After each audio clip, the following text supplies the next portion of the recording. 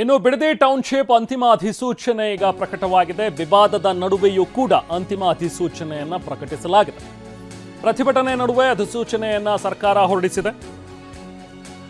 CM DK Shivakumar ಅವರ ಮಹತ್ವಾಕಾಂಕ್ಷಿ ಯೋಜನೆಗಳಲ್ಲಿ ಒಂದಾಗಿರುವಂತಹ ಈ ಬಿಡದಿ ಟೌನ್ಶಿಪ್ ಯೋಜನೆ ಮೊದಲ ಹಂತದಲ್ಲಿ ಈಗ 500 ಎಕರೆ ಭೂಮಿ ಸ್ವಾಧೀನಕ್ಕೆ ಚಾಲನೆ ನೀಡಲಾಗುತ್ತೆ. ಮೊದಲ ಹಂತದಲ್ಲಿ ರಾಮನಗರ ಭಾಗದಲ್ಲಿ ಭೂಮಿ ಸ್ವಾಧೀನ ಪ್ರಕ್ರಿಯೆ ಈಗ ಆರಂಭವಾಗುತ್ತೆ. ಹರೋಹಳ್ಳಿ ತಾಲೂಕಿನ ಭಾಗದಲ್ಲಿಯೂ ಕೂಡ ಭೂ ಸ್ವಾಧೀನ ಪ್ರಕ್ರಿಯೆ ಈಗ ನಡೆಸಲಾಗುತ್ತೆ. 1 ಎಕರೆ ಭೂಮಿಗೆ ದರವನ್ನು ಈಗ ಸದ್ಯಕ್ಕೆ ಸರ್ಕಾರ ನಿಗದಿಪಡಿಸಿದೆ. 2.07 ಕೋಟಿಯಿಂದ ಆರಂಭವಾಗಿ 2.5 ಕೋಟಿವರೆಗೂ ಕೂಡ ದರ ನಿಗದಿಪಡಿಸಲಾಗಿದೆ.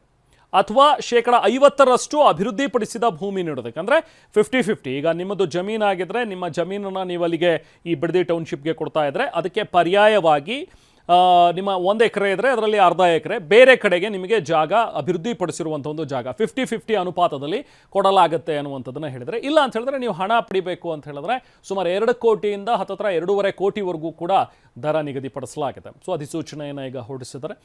ಸೊ ಇಲ್ಲಿ ಯಾರಾದರೂ ತಕರಾರಿದ್ರೆ ಅವರು ಕೂಡ ಅದನ್ನು ಅರ್ಜಿ ಹಾಕಬಹುದು ಅನ್ನುವಂಥದ್ದು ಕೂಡ ಇದೆ. ಇದನ್ನು ಪ್ರಶ್ನಿಸಿ ಎಷ್ಟು ಜನ ಈಗ ಕೋರ್ಟ್ ಮೆಟ್ಟೆಲ್ಲ ಏರ್ತಾರೆ ಅನ್ನುವಂಥದ್ದು ನೋಡಬೇಕು. ಮುಂದೆ ಯೋಜನೆ ತರಬೇಕಾದ್ರೆ ರೈತರ ಮನವೊಲಿಸಬೇಕು, ದಬ್ಬಾಳಿಕೆ ಮಾಡಿದ್ರೆ ತಿರುಗುಬಾಣ ಆಗತ್ತೆ ಅಂತ ಹೇಳಿ ಕೇಂದ್ರ ಸಚಿವ ಎಚ್ ಡಿ ಕುಮಾರಸ್ವಾಮಿ ಅವರು ಎಚ್ಚರಿಸಿದ್ದಾರೆ.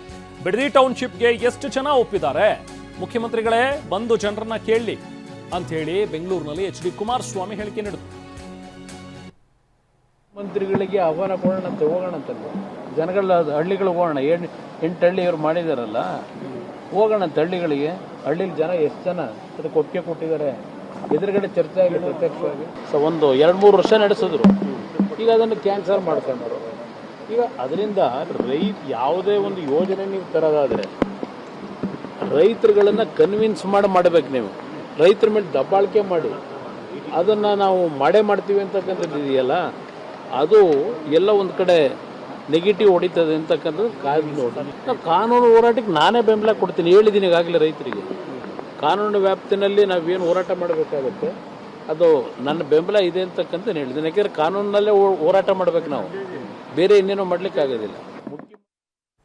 ಇನ್ನು ಮುಂದೆ 5 ವರ್ಷ ನಾನೇ ಸಿಎಂ ಅಂತ ಹೇಳಿ ಡಿ ಕೆ ಹೇಳಿದ್ದಾರೆ. ಮುಂದಿನ 5 ವರ್ಷದವರೆಗೆ ಇವರೇ ಕೂಡ ಏನಾದರೂ ಮುಂದುವರೆದು ಬಿಟ್ರೆ ಆಗ ವಿಧಾನಸೌಧ ಏನು ಮಾಡ್ತಾರೋ ಅಂತ ಗಾಬರಿ ಆಗ್ಬಿಟ್ಟಿದೆ ಅಂತ ಹೇಳಿ ಕುಮಾರಸ್ವಾಮಿ ಅವರು ಹೇಳಿದರು. ಸಿಎಂ ಡಿ ಕೆ ಶಿವಕುಮಾರ್ ಕಾಲಿಳಿದಿದ್ದಾರೆ. ಎಚ್ ಡಿ ಕುಮಾರಸ್ವಾಮಿ ವಿಧಾನಸೌಧವನ್ನೇ ಇವರು ಮನೆ ಮಾಡ್ಕೊಳ್ಳದೆ ಇರಲಿ ಅಂತಲೂ ಕೂಡ ಕುಮಾರಸ್ವಾಮಿ ಹೇಳಿದ್ದಾರೆ. ಈಗ ಅದನ್ನು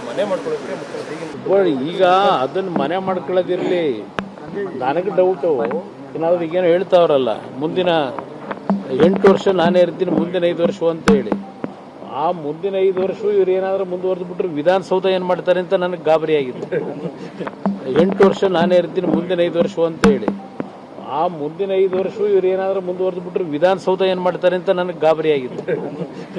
8 ವರ್ಷ ನಾನೇ ಇರ್ತೀನಿ, ಮುಂದಿನ 5 ವರ್ಷ ಅಂತ ಹೇಳಿ. ಆ ಮುಂದಿನ 5 ವರ್ಷ ಇವ್ರು ಏನಾದರೂ ಮುಂದುವರೆದು ಬಿಟ್ರೆ ವಿಧಾನಸೌಧ ಏನು ಮಾಡ್ತಾರೆ ಅಂತ ನನಗೆ ಗಾಬರಿ ಆಗಿದೆ.